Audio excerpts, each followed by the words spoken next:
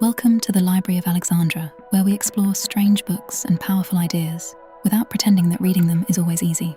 Because let's be honest, we all want to be the kind of person who reads every night, annotates beautifully, and understands philosophy on the first try. But life gets busy. So that's what this is. A space where we break down big, complicated books into something digestible, meaningful, and actually enjoyable. If that sounds like your kind of library, make sure you like and subscribe. And before you go, leave a comment telling me where you're listening from. I love seeing how far these ideas travel. And finally, send this video to someone who keeps saying, I should really read more. This is their sign. Welcome to the deep dive. It is incredibly good to have you with us today. Really great to be here. If you are joining us on your commute, or maybe just making coffee and trying to wake up, you might want to brace yourself. Yeah, definitely brace yourself for this one. Because our mission for this session is nothing short of mapping out the past, the present, and the ultimate future of the human mind.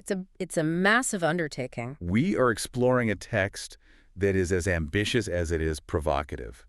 It's a book called New Brain, New World. How the evolution of a new human brain can transform consciousness and create a new world. Written by the Danish psychologist and researcher Erik Hoffmann. The scope of his work is just breathtaking. I mean, to give you an idea of the landscape we are walking into today, he is essentially arguing that a biological, organic upgrade of the human brain might be the only mechanism capable of saving our planet from a total global crisis. Which is a heavy claim. Very heavy.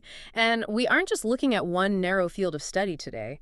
This text is this wild collision of hard quantitative EEG data, Nobel Prize-winning split-brain research, evolutionary biology, and ancient Eastern mysticism. All meshed together. Right. And somehow, Hoffmann attempts to converge all of these distinct languages into a single overarching theory of human evolution. Which sounds incredibly daunting, I know. But my goal right out of the gate is to give you a very clear, plain language summary of what we are actually dealing with here. That's probably a good idea. Because the core premise completely flips our normal understanding of reality. Mainstream science basically tells us that consciousness is just a byproduct of the brain. The standard model. Right. The standard model is that you have a physical brain, it fires off electrical signals across billions of synapses, and boom, as a weird evolutionary side effect, you get thoughts, feelings, and self-awareness. But this book argues the exact opposite. Exactly. Hoffmann's text asserts that consciousness, and he spells it with a capital C throughout the book, is actually a fundamental property of the universe itself. It's already there. Yes. Our physical brains aren't manufacturing consciousness. They're acting as receivers or antennas, filtering it. And more importantly, the text builds a case that humanity is currently undergoing an active, organic, biological evolution. Right now. Right now. We are shifting from a highly stressed, ego-driven, left-brain dominant species into what he calls a new brain species. And this theoretical new species will be characterized by highly active frontal lobes and a fully integrated right hemisphere. Which he claims will lead to a permanent state of profound peace, unshakable presence, and a literal experience of global oneness. That is the ultimate destination he is pointing toward. It is. However, to understand where we are going as a species and how we might actually achieve this biological upgrade to a new brain, we first have to deconstruct our current operating system. We have to figure out the hardware we're running on now. Exactly. We have to understand what consciousness actually is, or at least how different paradigms attempt to define it. Because the way you personally define consciousness completely alters the ceiling of what you believe human potential can be. Okay, let's unpack this. Because science itself has a massive, glaring stumbling block right at the foundation of this conversation. We talk about consciousness all the time, but the mechanics of it seem to completely baffle neuroscientists. That stumbling block actually has a name. It was coined by the Australian philosopher David Chalmers in the mid-90s. The hard problem. Yes, the hard problem of consciousness. Chalmers drew a line in the sand. He pointed out that modern neuroscience has made staggering, miraculous strides in solving what he jokingly called the easy problems. Easy being a very relative term when you're talking about brain surgery. Extremely relative. The easy problems involve mapping specific physical brain areas to specific biological functions. We know, for instance, that Broca's area in the left frontal lobe handles speech production. Right, you can track it. You can put someone in an fMRI machine, ask them to solve a math equation, and watch specific clusters of neurons light up as they process the data. We can map perception, memory recall, and motor control to physical geography inside the skull. It's all measurable, quantifiable data. But the hard problem is an entirely different animal. The hard problem asks a question that biology cannot answer. How does a purely physical system, a 3-pound lump of wet biological tissue, actually experience anything? That is the mind-bending part. Why is there an inner movie playing at all? Why aren't we just biological robots processing data in the dark? That is the crux of Chalmers' argument. Science can easily track the physical journey of an electrical impulse. We know how light hits your retina, translates into an electrical signal, travels down the optic nerve, and lands in the visual cortex at the back of your brain. We have the roadmap. We have the roadmap, but no scientist on Earth can explain the alchemy of how that electrical impulse suddenly transforms into the subjective, emotionally resonant, beautiful experience of seeing a blooming red rose. Why does it feel like something to be alive? Exactly. Why is there a subjective observer watching the data? Which brings us to a massive fork in the road, because there are two warring camps trying to answer that question. On one side, you have the current mainstream scientific establishment. Operating under reductive materialism. Yes, championed by heavyweights in the scientific community, people like Harvard psychologist Steven Pinker and the Nobel laureate Francis Crick, the man who co-discovered the structure of DNA. Crick's perspective is particularly fascinating because he is so uncompromising. In his book, The Astonishing Hypothesis, he lays out the ultimate materialist manifesto. It's pretty brutal. He basically argues that all of your joys, your deepest sorrows, your most cherished childhood memories, your spiritual beliefs, and your entire sense of personal identity and free will are nothing more than the behavior of a vast assembly of nerve cells and their associated molecules. That feels incredibly bleak. It basically reduces the human experience to a series of chemical accidents. It is a cold view of the universe, but it remains the dominant paradigm in academia today. The materialist assumption is that consciousness is an emergent property. Meaning if you build it complex enough, it just happens. Right. They believe that if you organize dead matter in a complex enough way, if you stack enough neurons on top of each other, consciousness just magically switches on like a light bulb. But Hoffmann counters this mainstream view with a radically different, far older concept: panpsychism. Breaking down the Greek roots there, pan meaning all, and psyche meaning soul or mind. The idea that consciousness is in absolutely everything. It is a profound paradigm shift. Hoffmann relies heavily on the work of two modern thinkers here, the Danish philosopher Martinus and the British physicist Peter Russell. And what do they argue? The panpsychist worldview argues that consciousness, again, maintaining that capital C, is a primary, fundamental, irreducible quality of the cosmos. It belongs on the same list as space, time, mass, or gravity. It doesn't magically emerge from complex matter. No, it is already present in all matter from the very beginning. Peter Russell actually cites a beautiful Sufi teaching in his work to illustrate this evolutionary scale of awareness. He says, God sleeps in the rock, dreams in the plant, stirs in the animal, and awakens in man. I love that progression. It completely flips the script on how we view our place in the ecosystem. And going back to the notes you shared with me before we started, Russell uses a really helpful, tangible analogy to explain how this works biologically. The projector analogy. It is arguably one of the most elegant ways to visualize this concept. Yeah. Because the immediate pushback from a materialist is always, well, if the brain doesn't produce consciousness, what on earth is the brain actually doing? Right. Russell suggests we imagine a traditional cinema film projector. Inside that projector is a bulb emitting pure, brilliant white light. That pure light represents universal consciousness. The film strip running rapidly through the projector represents your individual human mind. With all of its chaotic thoughts, its stored memories, its neuroses, and its cultural conditioning. The moving pictures that eventually end up on the theater screen are your subjective daily life experiences. Meaning the brain is just the lens at the front of the projector. That is the key insight. The physical brain and the nervous system act as a biological lens. The lens does not and cannot create the light, it merely focuses and directs it. So a simpler brain just makes a blurrier movie. Exactly. If you have a less evolved, less complex lens, say, the nervous system of an insect or a reptile, the universal light still passes through and hits the screen, but the movie of the reality is much less sharp. It's dimmer, more instinctual. While the human brain is high definition. The highly developed neocortex is an incredibly complex, finely tuned lens, which allows for a highly detailed, emotionally rich, intellectually vibrant movie of human experience. But the source of the light illuminating that movie is universal. It does not belong to you. While I was prepping for this deep dive, there was a quote from the text that absolutely stopped me in my tracks regarding this idea. It's from the 17th century German philosopher and mathematician Gottfried Leibniz. Oh, the Mill quote. Yes.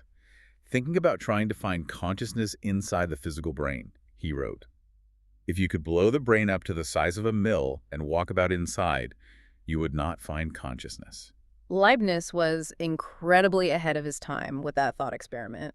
He is brilliantly highlighting the inherent absurdity of reductive materialism. Because you're looking for a ghost in the machine. Imagine actually doing that. You shrink down or blow the brain up and you walk through it like you're touring a giant industrial factory. You would see biological gears turning. You would see electrical sparks firing across synaptic gaps. Rivers of dopamine. Exactly, rivers of chemical neurotransmitters sledding through biological channels. You would see a marvel of engineering. But you would never, ever find a physical object sitting on a shelf labeled a feeling of nostalgia. Or an original thought. You wouldn't find consciousness because you are searching for a physical location for an immaterial, omnipresent phenomenon. Which means, if we are going to navigate the rest of Hoffmann's theories, we need to draw a very rigid boundary between eternal consciousness and the everyday human mind. The text makes a massive point of capitalizing the C in consciousness, specifically to distinguish it from the lowercase c of our constant, chattering internal monologue. Grasping that distinction is vital. It is the foundation for everything else in the book. Eternal consciousness, the capital C, is that pure white light in the projector. It is the silent, neutral, observing capacity to experience anything at all. It just watches. It is unchangeable and unaffected by the movie playing on the screen. The mind, on the other hand, is a temporary, highly volatile construct. It is the film strip. Your mind is made of fleeting thoughts, reactive emotions, stored memories. And crucially, the mind relies entirely on the health and functioning of the physical brain to operate. And this leads us directly into a psychological concept that causes most of our daily suffering: the ego. Because if the mind is just a strip of film running through a biological projector, the ego is the part of the mind that jumps up, runs to the front of the theater, points frantically at the screen, and yells, "That's me, I am the movie. Everything happening up there is who I am." That is a remarkably accurate way to characterize it. The ego is the unfortunate byproduct of our unconscious identification with the mind. We think we are our thoughts. From a very young age, we are conditioned to believe that we are our thoughts. We believe we are our job titles, our bank accounts, our past traumas, and our future ambitions. But the text doesn't say the ego is evil, right? No, it defines the ego not as an evil entity, but as a false, illusory self. It is a biological survival mechanism that overstayed its welcome. And its basic operating patterns are universally rooted in resistance, a desperate need for control, and an insatiable desire for power over its environment. It thrives on conflict, doesn't it? It's almost as if the ego constantly needs an enemy or a perceived problem to solve, just to justify its own continued existence. It definitely needs a problem. Furthermore, the ego is obsessed with time travel. If you sit and watch your own mind, the ego is almost always dwelling on past resentments, replaying arguments in the shower. Or it is projecting into the future, creating elaborate scenarios of anxiety and catastrophe. It genuinely seems terrified to simply exist in the present moment. Neurologically speaking, Hoffmann aligns this ego-driven, compulsive, time-traveling thought loop largely with the left hemisphere of the brain. The left brain is our analytical processor. It is inherently time-bound, sequential, and obsessed with categorizing, labeling, and judging every piece of data it encounters. And when the left brain hijacks our baseline awareness, which it does for most of us from the moment we wake up, we become trapped in the egoic state. Which means the solution to our anxiety isn't to just think harder about our problems. You cannot solve an ego problem with more left brain thinking. That's just throwing gasoline on the fire. There is a powerful quote from the contemporary philosopher Eckhart Tolle, who Hoffmann references extensively when discussing this way out. Tolle writes, "The moment you start watching the thinker, a higher level of consciousness becomes activated." That single sentence contains the ultimate key to conscious thinking. The vast majority of our daily thoughts are completely automatic and entirely unbidden. They run us. We don't run them. We are hostages to our own neurobiology. But the very microsecond you take a psychological step back and simply observe your thoughts passing by, without actively judging them or getting swept away by them, you initiate a radical separation. You separate your identity from the mind. You step back into the role of the projector's light.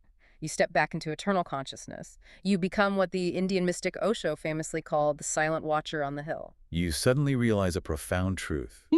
You are not the voice rambling in your head.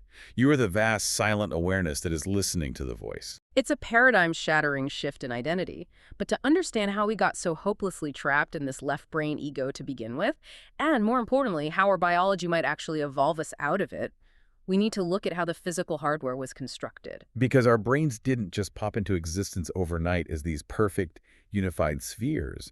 They were built in messy, overlapping stages, layer by layer, over millions of years of brutal evolution. The architectural history of the brain is wild. The text explores a very famous model developed in the 1960s by the American neuroscientist Paul MacLean, known as the triune brain theory. The three brains. MacLean argued that human beings essentially have three entirely separate brains stacked on top of one another inside our skulls, representing three major evolutionary leaps in our ancestral timeline. I have to say, I love how the text uses metaphor to describe this. It playfully points out that when you pull the covers up and go to sleep at night, you aren't sleeping alone. You're basically getting into bed with a crocodile and a horse. It sounds like the setup to a strange joke, but from an evolutionary biology standpoint, it's quite accurate. So what's the crocodile? The crocodile represents the oldest, most primitive part of our neural architecture, the reptilian brain. This physical structure consists of the brainstem and the midbrain sitting right at the top of the spinal cord. So it's not doing a lot of deep thinking. It has zero capacity for complex thought or emotion. It handles pure, unadulterated survival.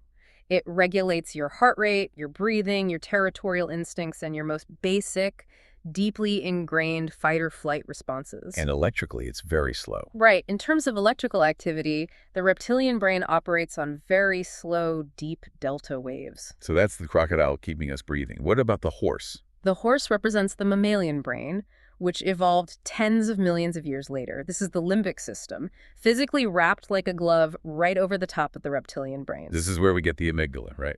Yes, it includes vital structures like the amygdala, the hypothalamus, and the hippocampus. This is the origin center of emotion. It handles complex feelings, the drive for social bonding, mammalian nurturing, and the formation of memories. The things that make mammals, mammals. Without the limbic system, a mother wouldn't care for her young. It operates primarily on slightly faster electrical rhythms called theta waves. And finally, layered over both the crocodile and the horse, covering them like a massive, deeply wrinkled helmet, is the neocortex, the crown jewel of human evolution. The neocortex is the thinking mind.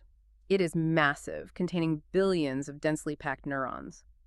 It is the hardware that gives us the capacity for language, abstract thought, long-term planning, art, and complex reasoning. Fast brainwaves for this one. Alpha and beta brainwaves. But what is absolutely crucial to understand about MacLean's model and what drives so much of human suffering is that these three distinct brains do not always get along. They have different agendas. They are heavily interconnected by neural pathways, but they speak different chemical languages. That makes so much sense when you look at daily human behavior. Usually, the human neocortex is supposed to act as the mature CEO of the body, keeping the emotional horse and the survival-driven crocodile in check. Supposed to.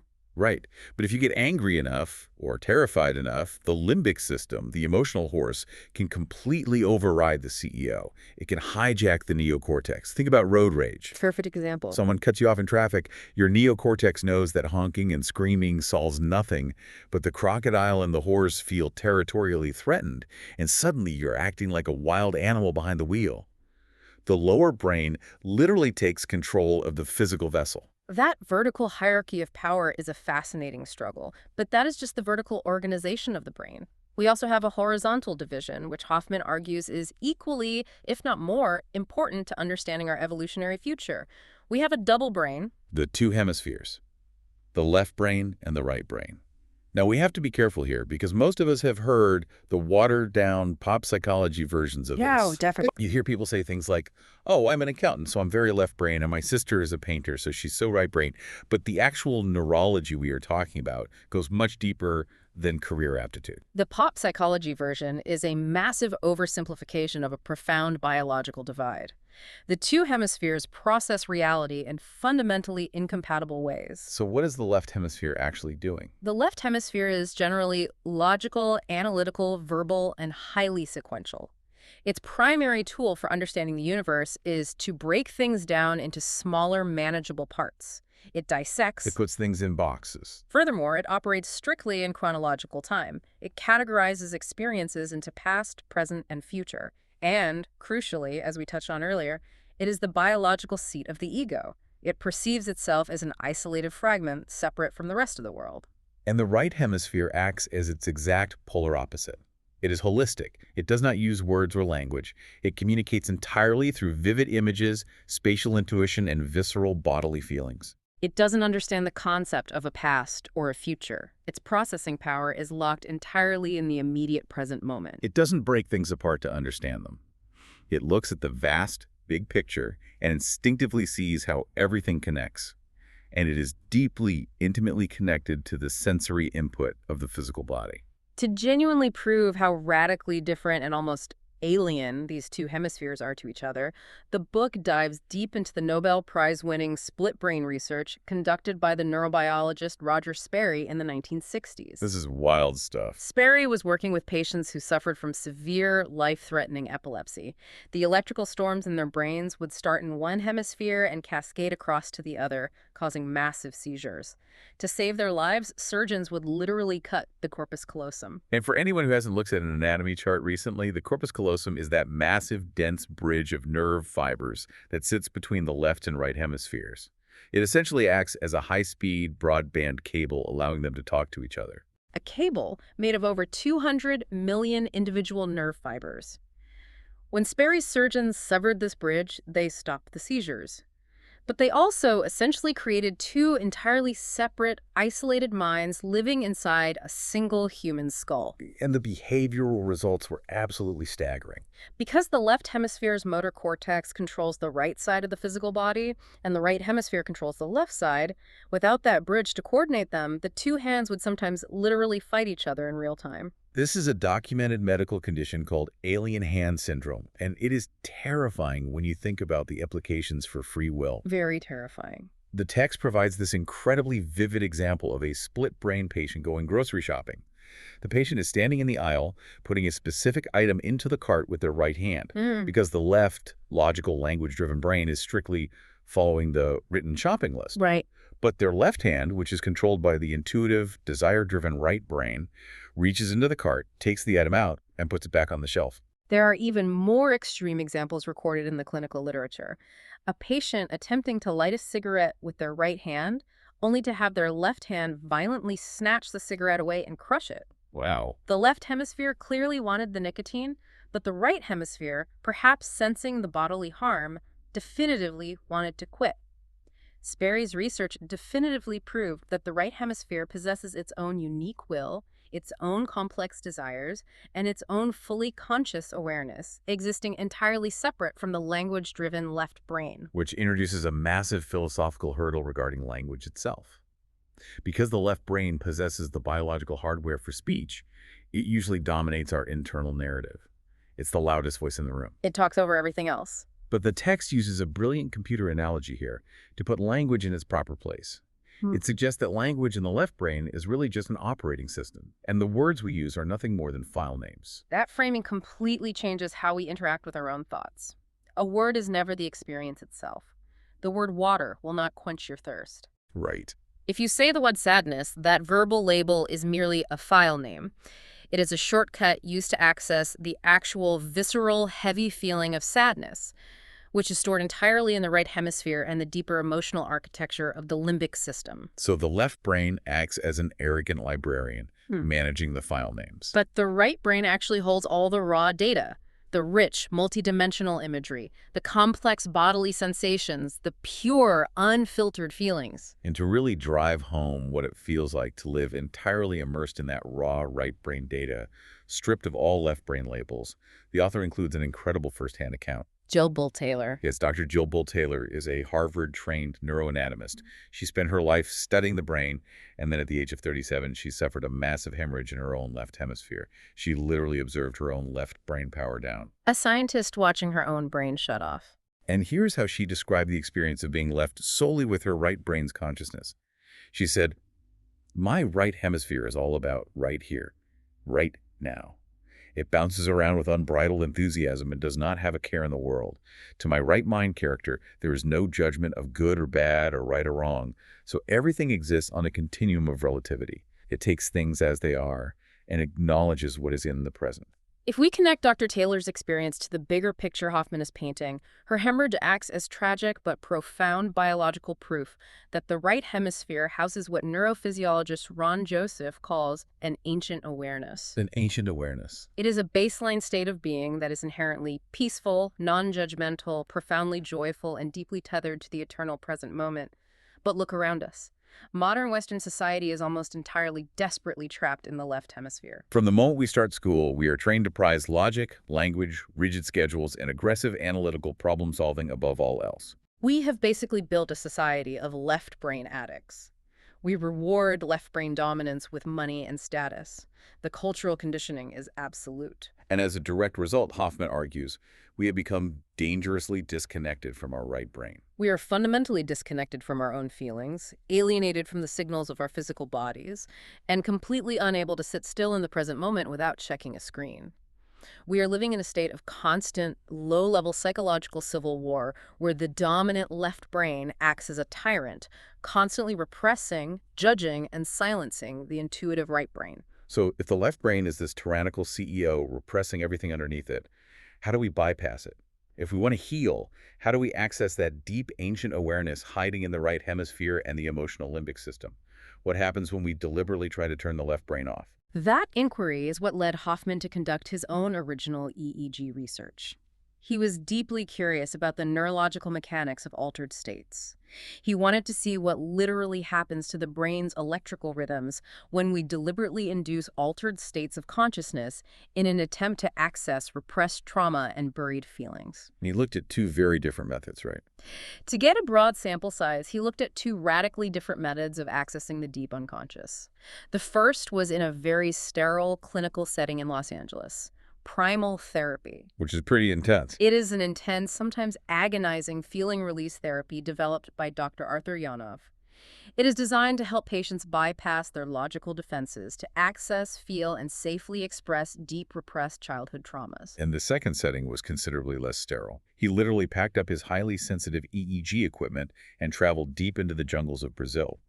He hooked up brainwave monitors to members of a syncretic church who were participating in rituals involving ayahuasca. The powerful, mind-expanding, hallucinogenic tea used by indigenous shamans for centuries.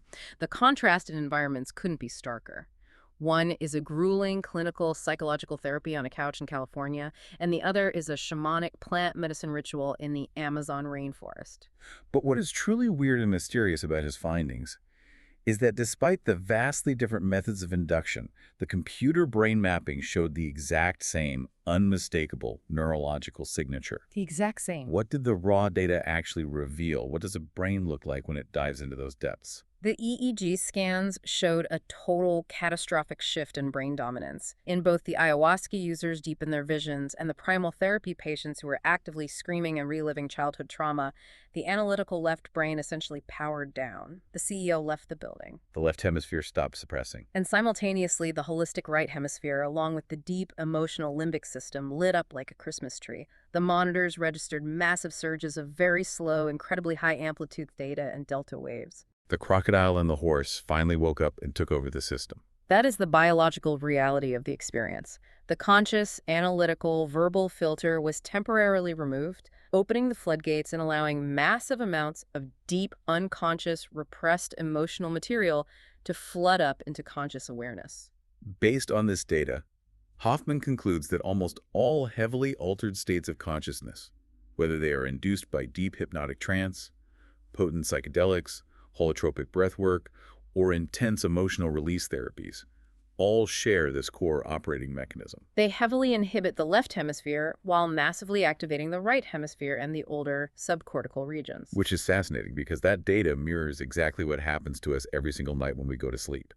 The text offers a brilliant theory on dreaming, explaining that the dream state is actually the mind unwinding itself. Because the rigid, controlling left brain neocortex naturally goes offline when we enter REM sleep, it can no longer act as a filter. It can no longer repress our uncomfortable emotions. So the limbic system takes the opportunity to start throwing out all the emotional garbage we accumulated but refuse to process during our waking day. The implications for mental health are profound. If you carry deep, unhealed, repressed traumas that your left brain refuses to acknowledge while you're awake, those traumas will inevitably haunt your dreams. The pressure vents out as nightmares. The emotional pressure literally builds up in the limbic system, and without the neocortex there to keep the heavy lid on the pressure cooker, the pressure vents out into your awareness as vivid nightmares. Dreaming, according to Hoffmann's model, isn't just random firing of neurons.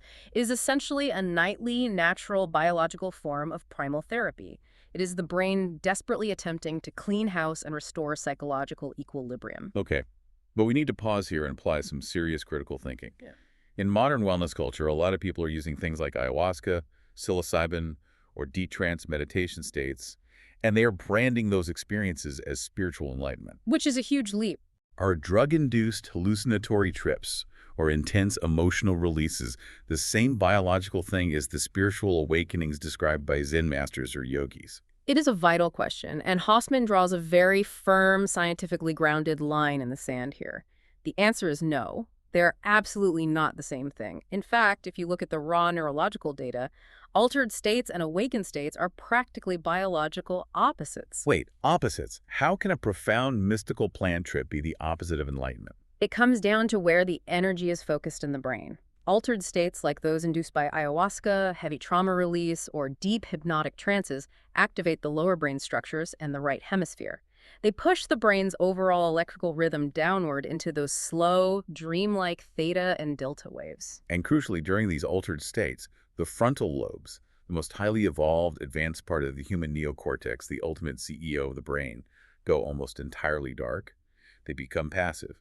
You are diving downward into the basement of the subconscious. You are exploring the basement, but you aren't building a new house. That's a great way to put it. An awakened state, a genuine spiritual enlightenment as described by historical masters, from Buddha to modern mystics, requires the exact opposite biological mechanism. It requires highly energized, intensely active, laser-focused frontal lobes. Awakened states do not produce slow, dreamy, unconscious delta waves. No, they produce incredibly fast, highly organized, high-frequency gamma waves in the prefrontal cortex. To put it simply, altered states are a descent into the shadowy subconscious. Awakened states are an ascent into brilliant superconsciousness. That distinction alone is worth the price of admission to this deep dive, because it perfectly bridges us into the next phase of our exploration, the evolutionary fire. If true enlightenment requires us to massively energize our frontal lobes, where does the body find the raw voltage to do that? Right. The text introduces a concept that sounds at first glance like pure ancient mythology: Kundalini. Kundalini is a Sanskrit word, and it translates roughly to the coiled one.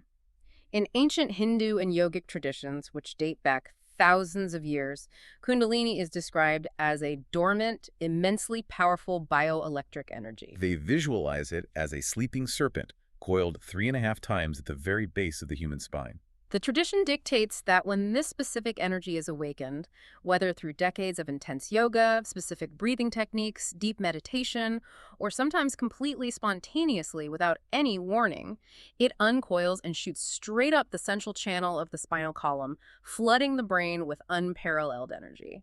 This definitely falls under the weird or mysterious elements category of the text. Because when you read the accounts of yogis, this isn't just a poetic metaphor for feeling inspired.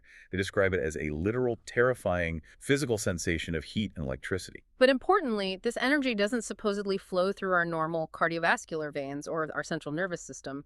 It flows through a different anatomical map, through what the mystics call the subtle bodies. Subtle bodies. The yogic tradition operates on a much more complex anatomical model than Western medicine.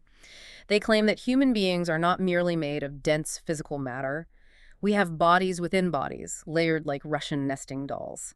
Beneath the physical, cellular level that a surgeon can cut with a scalpel, there exists the etheric body, or the subtle energy body. And it is within this subtle, invisible framework that the Kundalini energy actually flows, passing upward through specific energy centers known as chakras until it finally reaches the crown chakra at the top of the head, resulting in enlightenment. Now, I want to play devil's advocate for the listener here. We have to apply some rigorous critical thinking. The text itself is very honest and acknowledges that this crosses over into highly speculative science.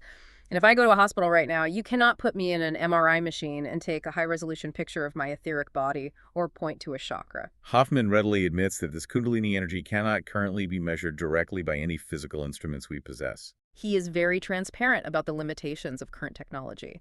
It is highly speculative.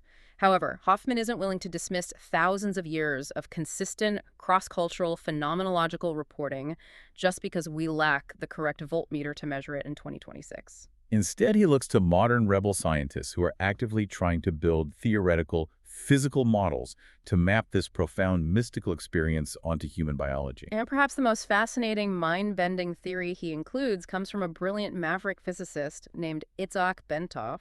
Bentov's mechanical theory. When I read this section, my jaw was on the floor. Walk us through this because it attempts to explain magic using pure physics. Bentov was a genius at looking at the micromechanics of the human body. He proposed a deeply physiological explanation for Kundalini awakening. He started by analyzing a person sitting in perfectly still, deep meditation. When a master meditates, their physical body becomes completely motionless, and their respiration rate drops so low it is barely perceptible. Like they're barely alive. Yes. And because the body's gross movements have entirely ceased, the microscopic mechanical actions of the body suddenly become the dominant physical force. Bentov focused on the heart. The heartbeat. Every single time the heart beats and pumps a surge of blood into the massive aorta, it creates a tiny physical mechanical shock wave that reverberates through the entire skeleton.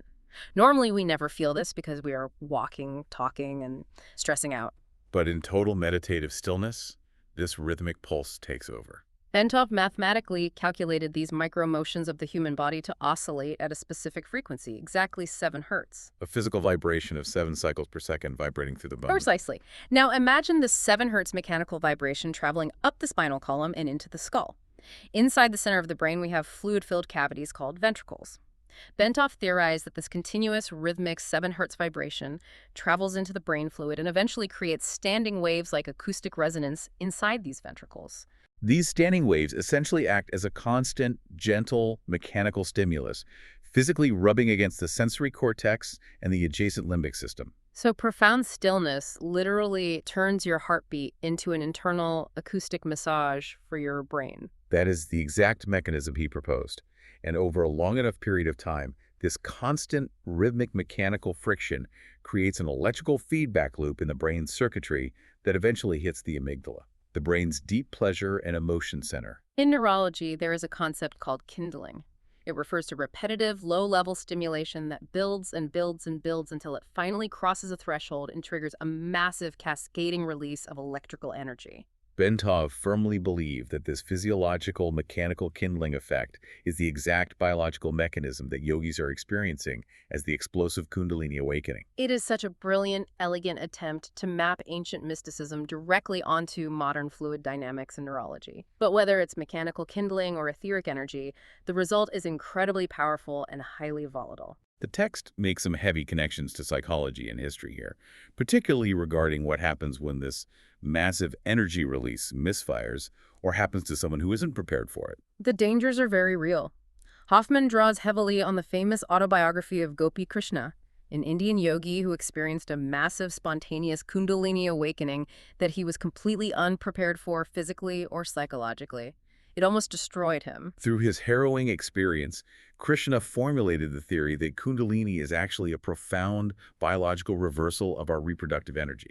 Instead of flowing downward and outward for the biological reproduction of the species, the life force energy reverses its polarity and flows upward, fueling the evolutionary development of the brain itself. Which immediately triggers a connection to the founding fathers of psychology.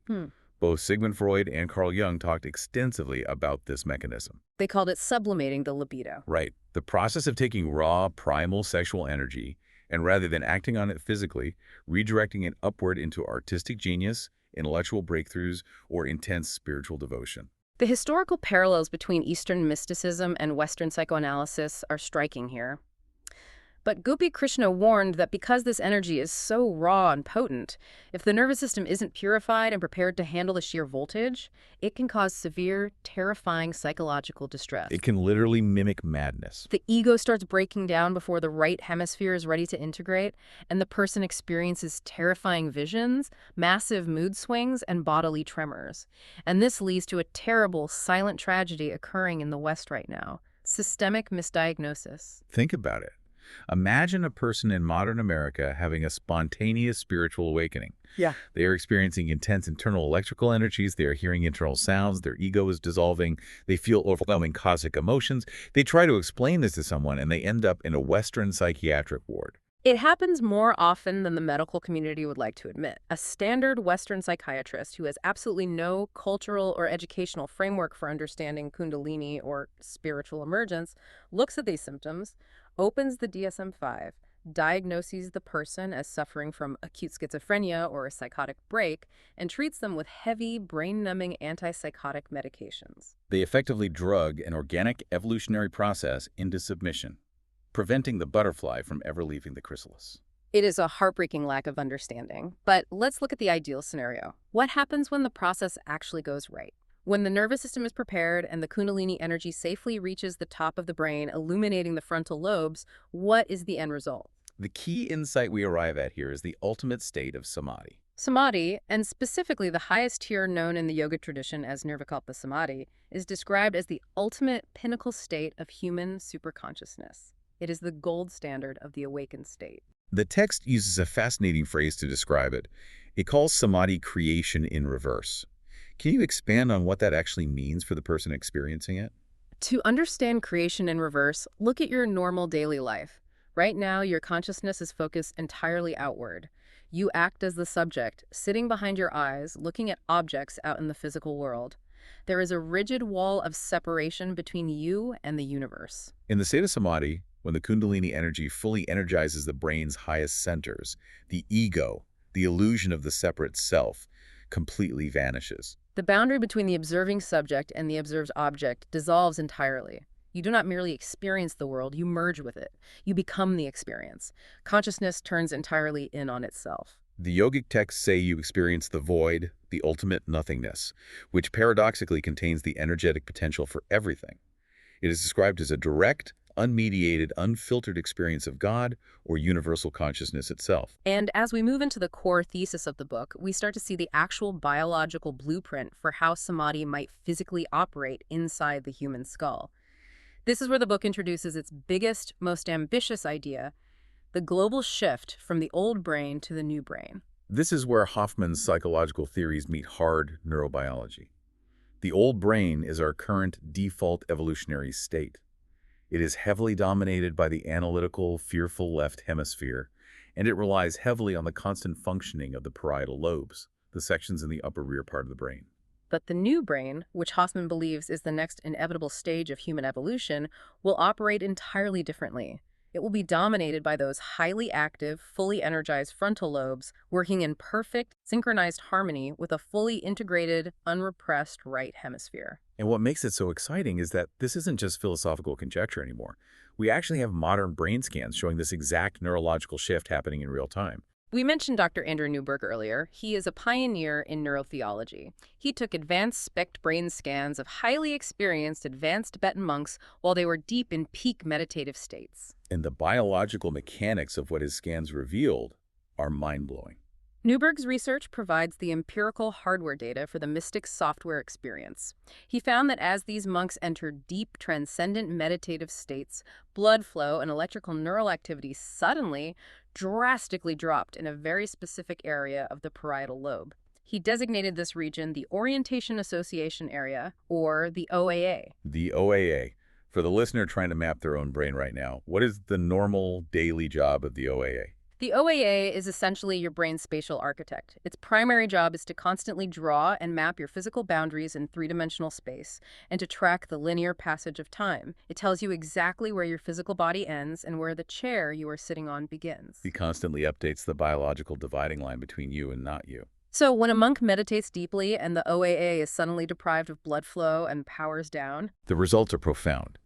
When the OAA shuts down, your brain literally biologically loses the capacity to perceive physical boundaries. It's not a metaphor. Your biological sense of being a separate physical entity encased in skin simply vanishes. Now, I have to play the skeptic here. From an evolutionary biology standpoint, if we lose our sense of physical boundaries, wouldn't we just become entirely incapacitated?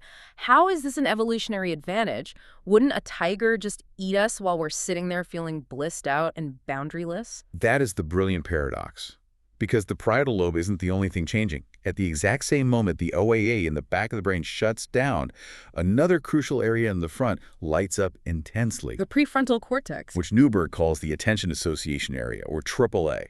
It experiences a massive surge of blood flow and electrical activity, generating those incredibly fast, focused 40 hertz gamma waves we talked about earlier.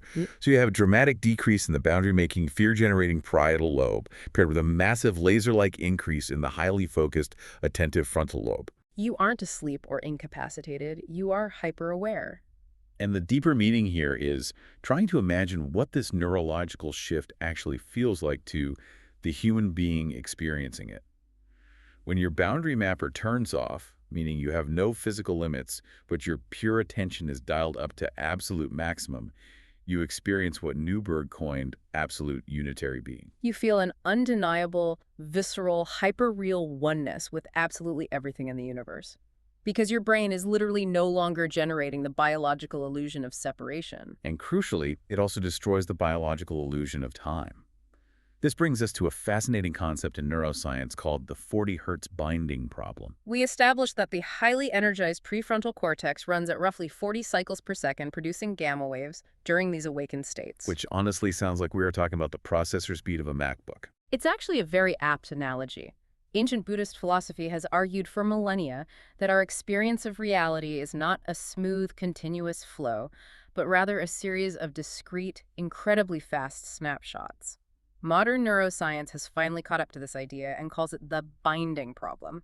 How do all the massive separate streams of sensory input, sight, sound, touch, smell bind together seamlessly to create one unified, conscious experience? It's exactly like frames in a movie reel. If a film runs through a projector at 24 individual frames per second, the human eye is tricked, and it looks like continuous, unbroken motion. Precisely the same mechanism. If your highly energized frontal lobes are scanning, processing, and binding sensory input at 40 cycles per second, your reality is being processed in ultra-high definition. You're missing nothing. You're catching every tiny detail of existence. But simultaneously, because the left parietal lobe, whose specific job is to sequence those frames into a narrative of past, present, and future, is powered down, linear time ceases to exist. You are left resting entirely in the eternal present moment, experiencing reality in HD with absolutely zero sense of separation from the universe. This raises an important question. If we can map this profound experience to specific brain regions, is there a specific spot in the brain designed solely to communicate with the divine, like a biological God spot? This is one of the most hotly debated topics in neurotheology.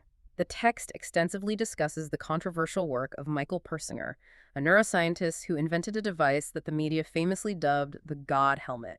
It was essentially a modified motorcycle helmet wired with electromagnetic coils. And it was designed to stimulate the temporal lobes, particularly the right temporal lobe, with very specific, weak, oscillating electromagnetic fields. What actually happened when regular people put the helmet on in the lab? The results were shocking. A significant percentage of subjects reported feeling a profound sensed presence.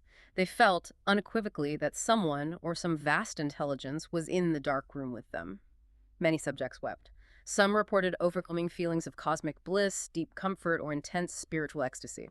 Because he could reliably induce these feelings with the machine, the media declared that Persinger had found the God spot. But Persinger himself was a staunch materialist and an atheist, wasn't he? He was, and his interpretation of his own data reflects that.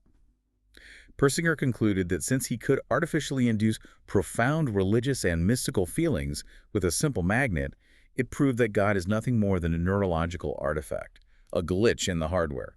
He went so far as to literally call human religion a cognitive virus that infected the brain. But Hoffmann, looking at the exact same empirical data, draws a radically different, far more expansive conclusion.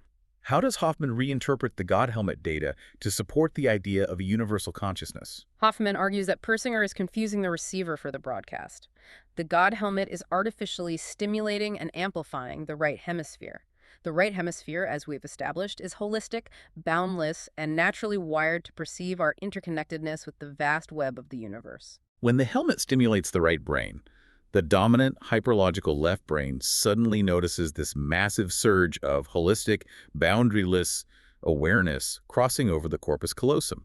But because the left brain operates exclusively in a paradigm of separation me versus the world, it simply cannot comprehend oneness. So it mistranslates the data. It interprets this profound feeling of universal connection as an external other, a sensed presence hovering in the room. Wow, that changes everything.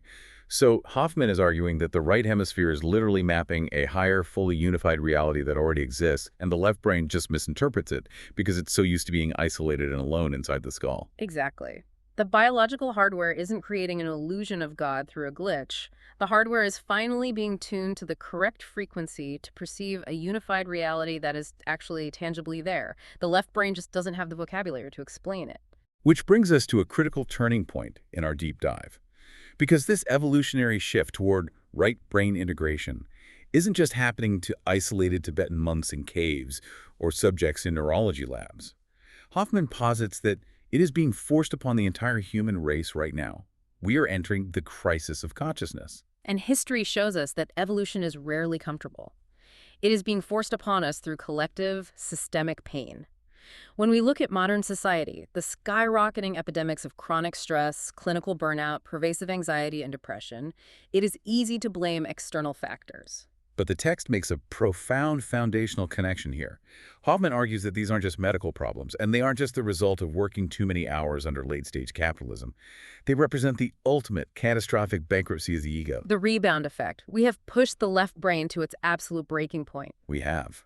The left brain has successfully built an incredibly complex, highly technological, relentlessly fast-paced world that its own biological hardware can no longer manage.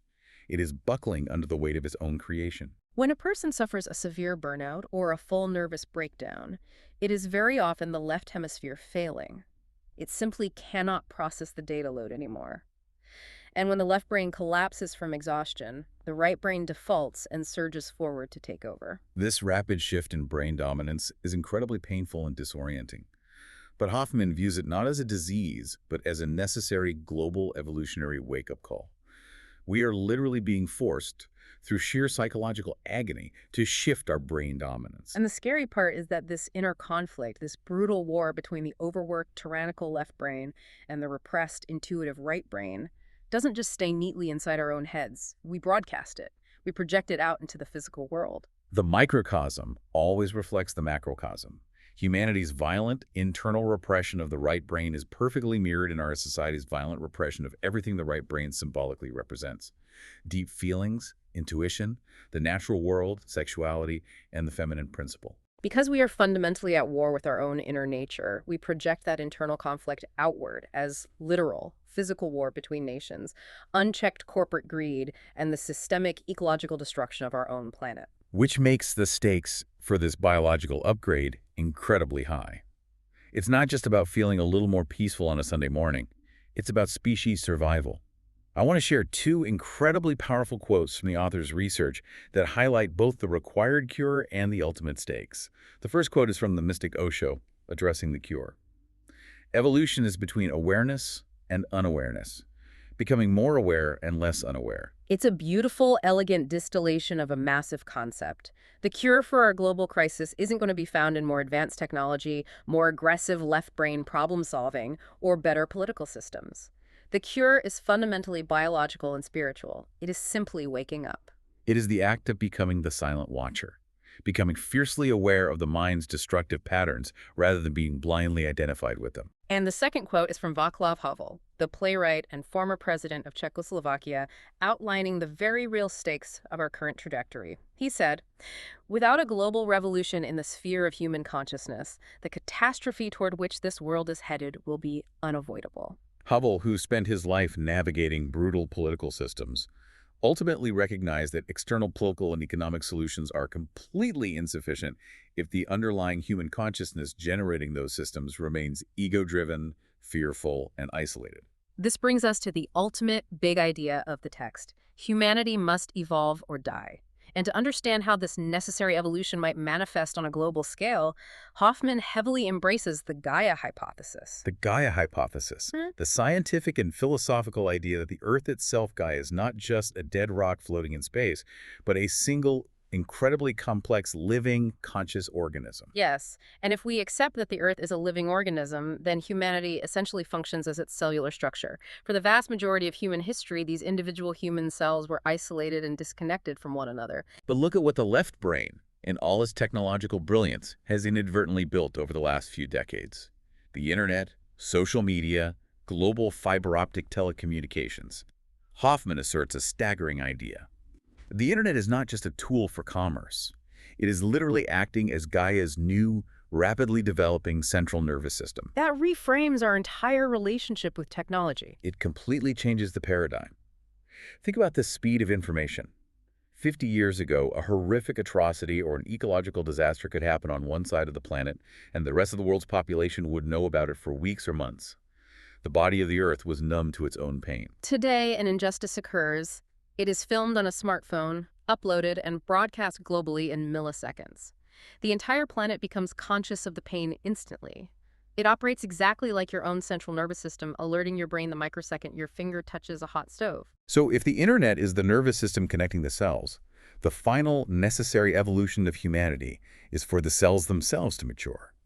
We must collectively develop this new brain, characterized by highly active frontal lobes and deeply integrated right hemispheres, so that we can finally step out of our isolated, fearful egos and begin to function harmoniously as the awakened, conscious cells of this massive global organism. That is the ultimate vision. We undergo a biological and spiritual shift from a fragmented species of warring, isolated egos into a highly unified, globally conscious network. Okay, as we move into the final phase of our deep dive today, the practical reflection, I want to step away from the grand evolutionary theories and speak directly to you, the listener. How do we actually apply this incredibly dense neurological and philosophical knowledge to our mundane daily lives? If you are listening to this and you are constantly stressed, if you are sitting in traffic gripping the steering wheel, or if your mind is racing at 2 a.m. and you can't sleep, you have to remember the core biological lesson of the left brain. You cannot stop a thought with another thought. Yelling at yourself internally to stop thinking is just more thinking. You are simply spinning the chaotic wheels of the ego faster and faster. You are feeding energy into the very system that is causing your distress. Right. You must fundamentally shift your state of being. You have to move away from the act of concentration. Concentration is a tense, highly focused, left brain activity that creates chaotic, desynchronized beta brainwaves. When you concentrate hard on a problem, you are tightening the knot. Instead, you need to cultivate awareness. Awareness is a passive, open, spacious right brain state. It is the effortless observation of the present moment without trying to change it.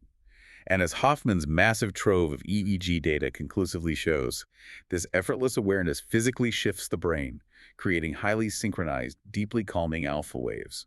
And if the idea of sitting on a cushion and practicing traditional Zen meditation feels completely inaccessible or frustratingly difficult for you, Hoffmann is very pragmatic. He highly recommends exploring modern neurofeedback or brainwave training. It is essentially a technology-assisted shortcut to achieving deep meditation and flow states. By using clinical biofeedback to consciously train your brain to produce synchronized alpha or high-frequency gamma waves, you can actively, biologically strengthen your frontal lobes, installing a better CEO for your brain, and begin to open up the neural pathways of the corpus callosum, allowing your two warring hemispheres to finally communicate peacefully. To help you process all this massive information and perhaps to bring this deep dive into your own life, we want to pose a few interconnected questions. Ponder these on your commute, discuss them over dinner, or bring them to your next book club. Question 1. If our left brain is biologically responsible for creating the illusion of linear time and the isolated ego, to what extent are our daily crippling anxieties just biological software glitches that we are taking way too seriously? Question 2. When you look at your own life and the lives of your peers, do you think the modern epidemic of corporate burnout is simply a medical crisis to be medicated, or is it a painful evolutionary wake-up call forcing us to abandon our left brain dominance? Question 3. How does viewing the internet not as an app, but as Gaia's nervous system, change the level of responsibility you feel regarding your daily interactions, arguments, and posts on social media? Question 4. If a clinical brain scan shows that an altered state like an ayahuasca trip and a truly awakened state like deep Zen meditation look completely biologically different, what does that reveal about our modern cultural obsession with finding a quick fix for spirituality? And finally, if the book is correct and the vast universe is not merely out there but is literally within you, mapped entirely and holistically in the right hemisphere of your brain, how does that visceral realization change your ethical responsibility to the people around you? Those are profound, deeply challenging questions. They demand that you reconsider not just the architecture of your own mind, but your actual functional place in the living ecosystem of the planet. Well, thank you so much for carving out the time to join us on this deep dive into the architecture of your own mind. It has been an absolute trip exploring this with you. It has been a pleasure, and I want to leave you with one final, deeply provocative thought to mull over as you go about your day. We spent time talking about the internet acting as Gaia's new nervous system, rapidly connecting all our individual human brains into a single planetary network. But think back to Peter Russell's beautiful quote from the Sufi tradition. God sleeps in the rock, dreams in the plant, stirs in the animal, and awakens in man. If consciousness is indeed a continuous evolutionary ladder moving toward greater complexity and awareness, what happens in the next decade as man creates artificial general intelligence? If we are currently evolving a new brain specifically to integrate with a global digital network, will AI eventually act as the highly energized frontal lobes of the Earth itself? Or, conversely, will our own newly awakened, deeply empathetic right hemisphere consciousness be the only force in the universe capable of providing the necessary wisdom to guide that AI safely? Now, there is a thought guaranteed to keep you up at night. Until next time, keep diving deep.